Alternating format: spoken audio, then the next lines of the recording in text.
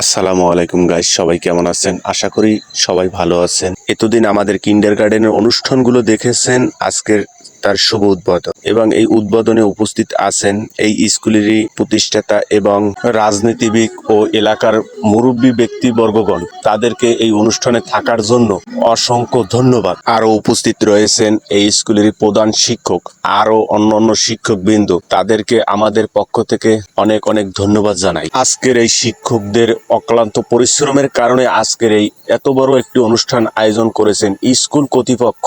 তাই স্কুলের টিচারদের কখনো ছোট চোখে দেখবেন না।